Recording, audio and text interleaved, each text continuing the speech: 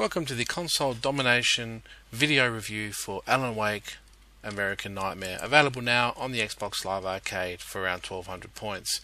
For those that know Alan Wake, he's a writer who's essentially trapped, maybe inside his own mind, inside reality. No one's really sure, and the first game kind of never really answered that question, as Alan continues to search for his missing wife Alice. Now, American Nightmare is not a sequel to that original title. It's a standalone game, so fans that are after answers in terms of where's Alice and what's going on, you're barking up the wrong tree, because you just simply won't find that here.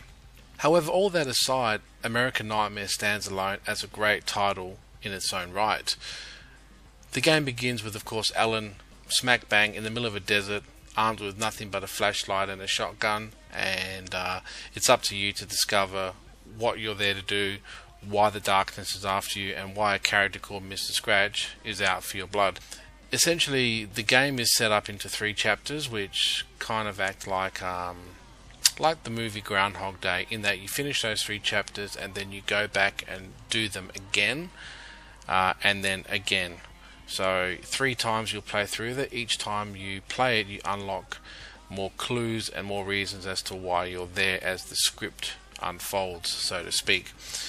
Apart from that, it's actually it's a decent length. It's around 5 to 6 hours, and they've also added in a new arcade mode, or otherwise named as Survive Till Dawn.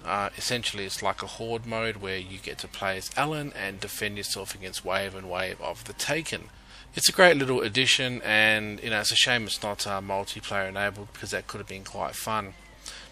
In terms of the single player, the visuals are fantastic. It's running on the same engine. It's it's a lot of game for an arcade title.